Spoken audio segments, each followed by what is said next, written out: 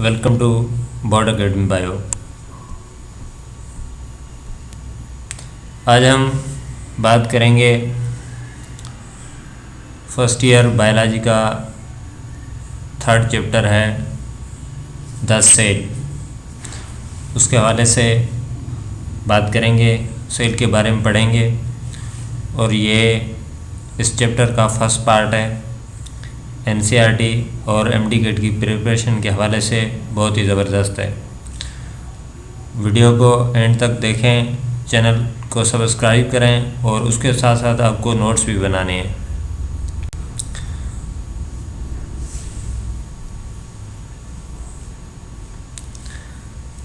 The cell is the basic structural and functional unit of life.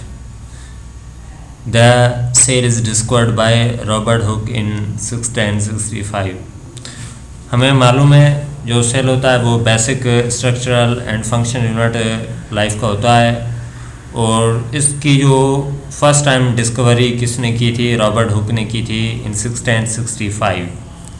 उसके बाद कभी कभार ये सवाल भी पूछा जाता है कि फ़र्स्ट टाइम डेड सेल जो है वो किसने डिस्कवर किया था, तो इसका सही ऑप्शन है रॉबर्ट हुक, क्योंकि जब रॉबर्ट हुक ने फर्स्ट टाइम जो सेल डिस्कवर किया था वो डेड था।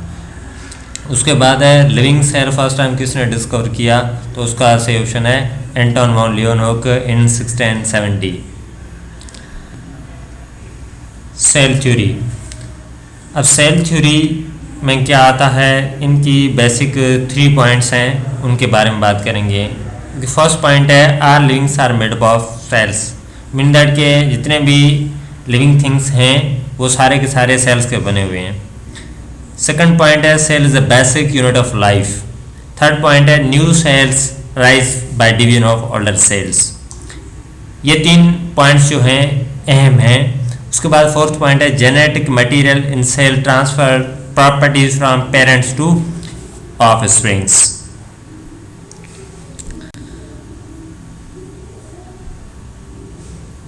चलते हैं आगे।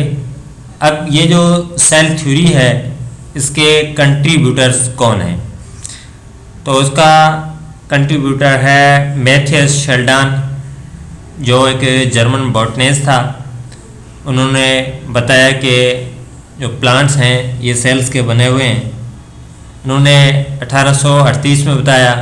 दूसरा है Theodor Schwann, he was a German zoologist, और इन्होंने एनिमल्स के बारे में बताया कि all the animals are made of cells. Third one is the German doctor Rudolf Virchow. इन्होंने 1858 में जो है अपनी पॉइंट ऐड की थी सेल थ्योरी में। Overall aspects of cell are studied in the field of cell biology or cytology. भाई biology की वो ब्रांच जिसमें हम सेल के बारे में पढ़ते हैं उसे हम कहते हैं cell biology or cytology. Types of cell. Cell के 2 टाइप्स होते हैं, एक होता है प्रोकैरियोटिक सेल, दूसरा होता है eukaryotic cell. Pro means before nucleus, वो सेल जिसमें प्रॉपर न्यूक्लियस नहीं है, न्यूक्लियर मेम्ब्रेन नहीं है, उसे हम कहते हैं प्रोकैरियोटिक सेल। और ये सेल्स कौन से ऑर्गेनिजम्स में होती हैं, बैक्टीरिया में होती हैं, bacteria, cyanobacteria and so on. दूसरा था यूकैरियोटिक सेल। यूकैरियोटिक सेल किसे कहते हैं, यूकैरियोटिक सेल वो सेल है जिसमें प्रॉपर न्यूक्लियस मौजूद है। और ये सेल्स किन में पाई जाती हैं, अल्जी, fungi, plants, animals.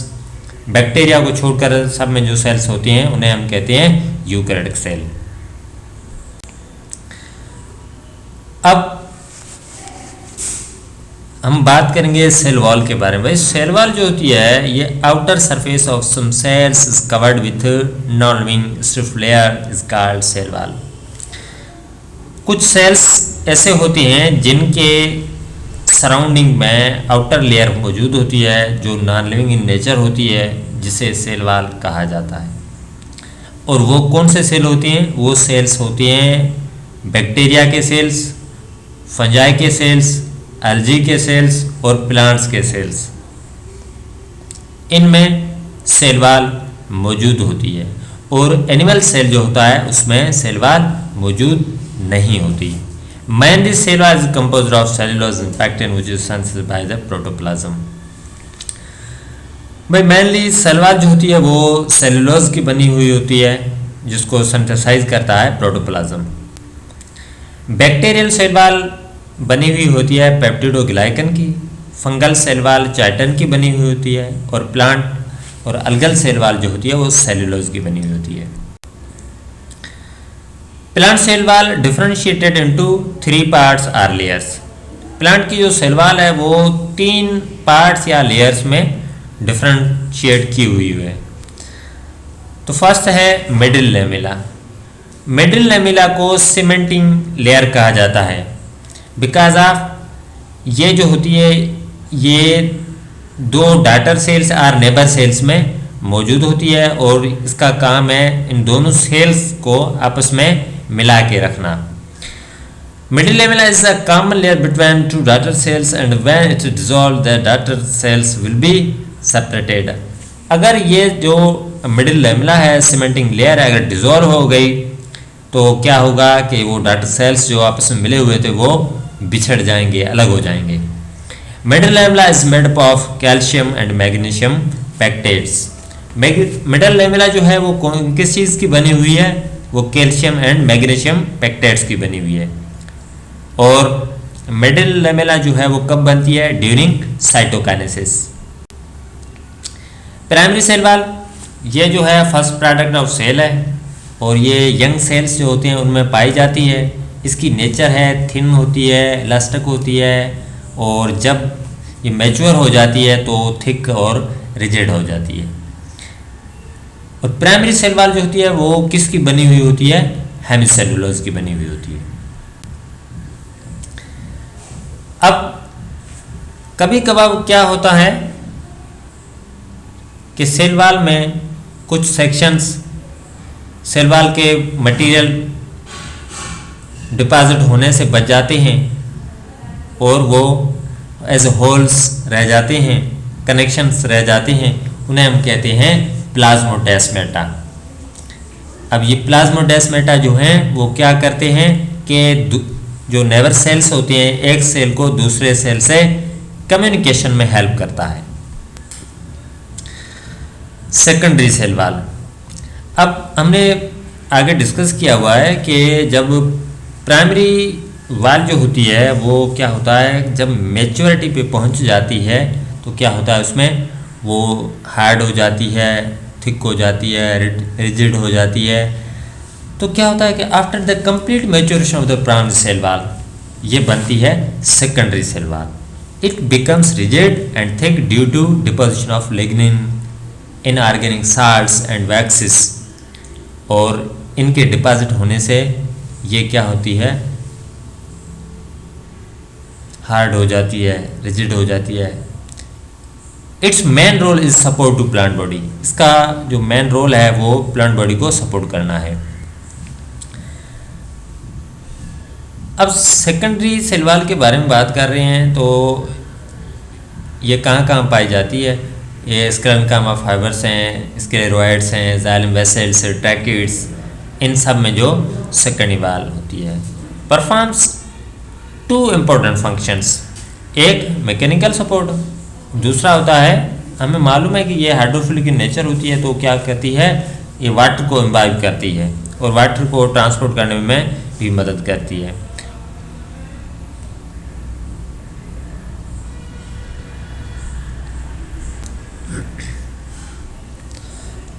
Layer of wall developed between plasma membrane and primary cell wall. अब ये जो सेकेंडरी वॉल होती है वे कहाँ पर मौजूद होती है? ये प्लाज्मा मेम्ब्रेन और प्राइमरी सेल वॉल के बीच में मौजूद होती है और ये सारे सेल्स जो होते हैं प्लांट के उनमें नहीं मौजूद होती। और जो हार्ड सेल्स होती हैं, हार्ड टिश्यूज़ होते हैं, मिसाल के तौर पर स्क्लेरेन्काइमा है, इन जैसे सेल्स में ये मौजूद होती है। अब हम बात कर रहे हैं सेल मेम्ब्रेन के बारे में। भाई सेल मेम्ब्रेन वो बाउंड्री है, वो लेयर है, वो मेम्ब्रेन है जितने भी लिविंग सेल्स हैं उनमें मौजूद है। वो प्लांट का हो, एनिमल का हो, fungi, algae, bacteria and so on, जिसका भी सेल हो उसमें ये मौजूद होती है। ये क्या होती है, लिविंग इन नेचर होती है as compare to cell wall is non living but cell membrane is living. In all types of cells the outer most living boundary is cell membrane. कभी को सवाल पूछा जाता है कि आउटर मोस्ट लिविंग बाउंड्री कौन सी है, तो वो सेल मेम्ब्रेन। इसका काम है साइटोप्लाज्म को उसके एक्सटर्नल एनवायरनमेंट से सेपरेट करके रखना है। और ये बाइलेयर डबल लेयर की बनी हुई होती है। और किसकी बनी हुई होती है, फास्फोलिपिड्स और प्रोटीन्स की। अब इसके जो हैं वो दो एंड्स होते हैं, एक होता है पोलर, दूसरा होता है नॉन पोलर। नॉन पोलर जो होता है वो होता है हाइड्रोफोबिक, जो आपस में फेस ईच अदर करते हैं। दूसरा होता है हाइड्रोफिलिक, जो एसोसिएट हुआ होता है कार्बोहाइड्रेट्स और प्रोटीन्स के साथ। In some animals cells lipids cholesterol sterol are present in cell membrane as 50%। भाई एनिमल का जो सेल है उसमें जो कोलेस्ट्रॉल जो है वो उसका परसेंटेज है 50%।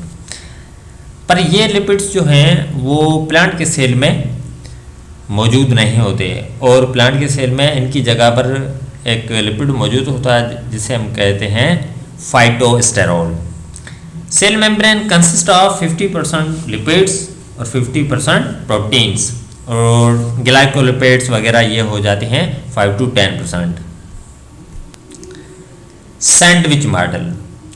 अब सेल मेम्ब्रेन को समझने के लिए दो फेमस मॉडल हैं, उसमें से एक है sandwich model.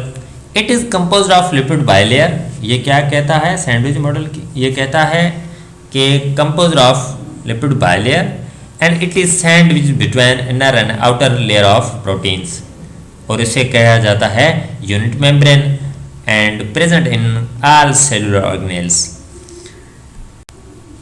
Fluid Mosaic model. यह मॉडल 1972 में सिंगर एंड निकोलसन ने दिया था। उन्होंने कहा था कि भाई ये सेल मेम्ब्रेन है, ये डबल लेयर है, बाइलेयर है, और वो फास्फोलिपिड्स की बनी हुई होती है, और जो प्रोटीन्स होते हैं वो सिमिलर टू आइसबर्ग्स इन सी ऐसे जो हैं वो उसमें मौजूद होते हैं। और वो प्रोटीन्स जो होते हैं वो दो तरह के होते हैं, एक होते हैं इंटीग्रल यानी इंट्रिंसिक प्रोटीन, वो बिल्कुल जो लिपिड लेयर होती है उसमें इनकॉर्पोरेटेड हुए होते हैं, और उनका काम है जो कोई भी मटेरियल्स जो ट्रांसपोर्ट हो रहे हैं inside and outside to the cell, तो उनको चैनल प्रोवाइड करना है। दूसरा होता है पेरिफेरल प्रोटीन, यार इसे कहा जाता है एक्सटर्नल प्रोटीन्स। ये जो बिल्कुल आउटसाइड जो है लिपिड बाइलेयर का वहाँ पर मौजूद होते हैं। अब हमने ये ट्रांसपोर्ट हमने बात कर ली, तो फर्स्ट पे आता है पैसिव ट्रांसपोर्ट। अब ये ट्रांसपोर्ट हो रही है सेल मेम्ब्रेन के थ्रू या inside and outside of cell, ये कैसे होती है तो इसके बारे में बात करेंगे। पैसिव ट्रांसपोर्ट में एक्चुअली क्या होता है, मूवमेंट ऑफ मॉलिक्यूल्स होती है।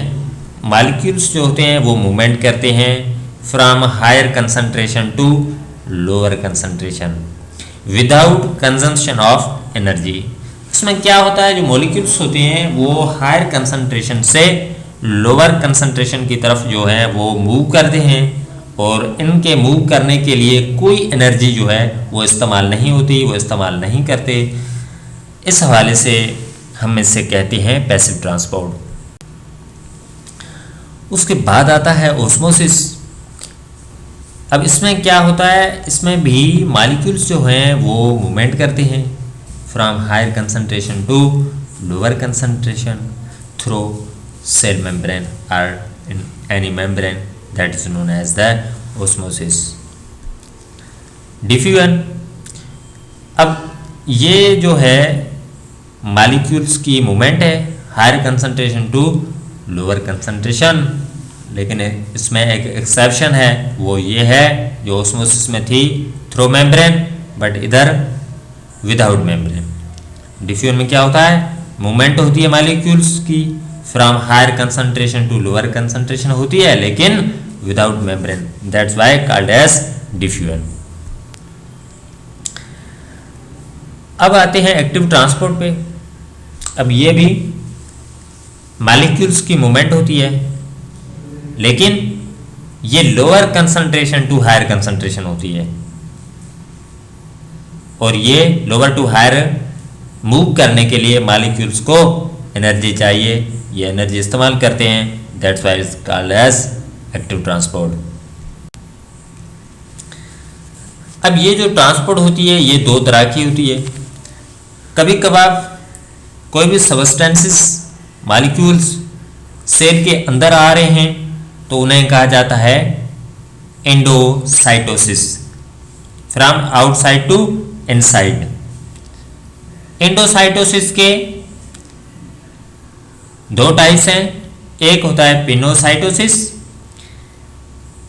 इससे मुराद है, इसका मतलब है कि जब सेल सबस्टेंसेस को अपने अंदर ले रहा है in the form of liquid, that is known as the pinocytosis. कभी कभार सेल क्या करता है, मटेरियल्स को इनटेक करता है in the form of solid, that is known as the phagocytosis. अब ये हमने बात कर ली पहले कि इनटेक जो होता है उसे हम कहते हैं इंडोसाइटोसिस। अब अगर सेल से कोई चीज़ बाहर जा रही है, सबस्टेंसेस जो हैं वो बाहर जा रहे हैं, तो उन्हें हम कहेंगे एक्सोसाइटोसिस। अब ये क्या होता है, इनसाइड से आउटसाइड चीज़ों का जाना, इसे हम कहते हैं एक्सोसाइटोसिस।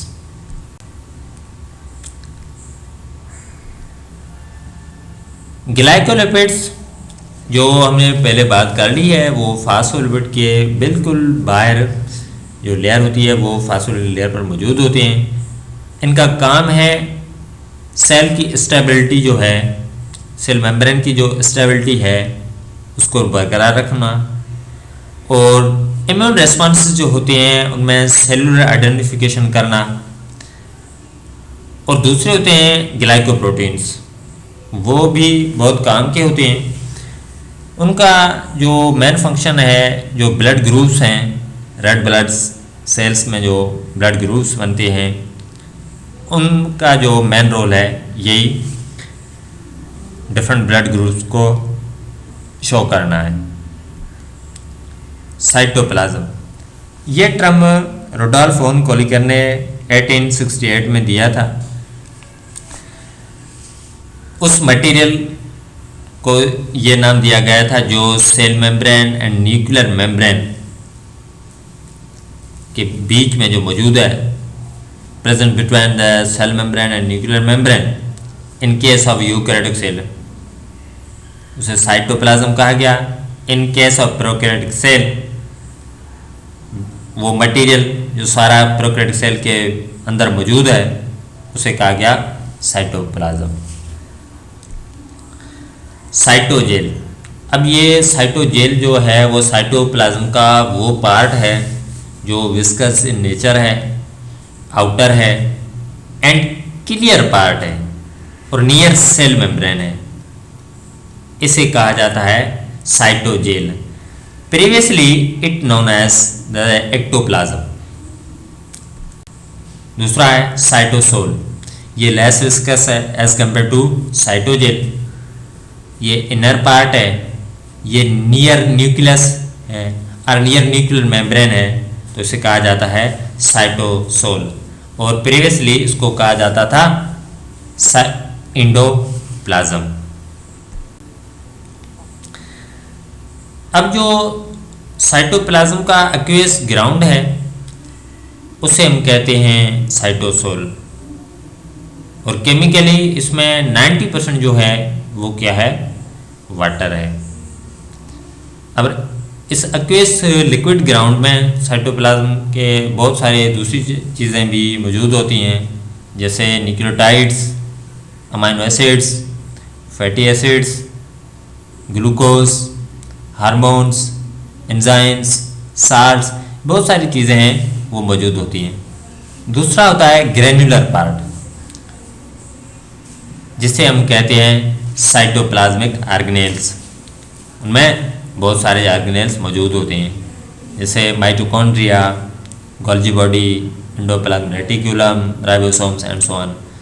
सो ये हमारा सिंपल इंट्रोडक्शन था सेल का।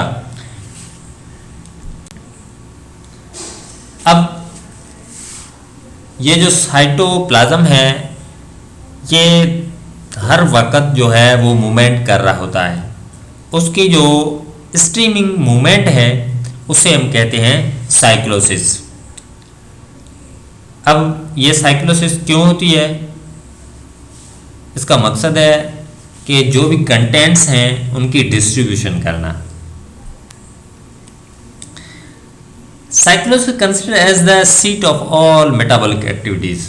भाई ऑल मेटाबॉलिक, वो कैटाबॉलिक हो, एनाबॉलिक हो, जो भी एक्टिविटी हो रही है उसकी जो सेटिंग वेटिंग जो है वो यही साइक्लोसिस कर रही है। Cyclosis also performs the function of modification, detoxification and storage। ये काम भी साइक्लोसिस के थ्रू हो रहा है। Thank you for watching. Kindly subscribe my channel for more videos and more information. इंशाल्लाह हम मिलेंगे अगले नेक्स्ट पार्ट में। तब तक याद रखिएगा। अल्लाह हाफिज़।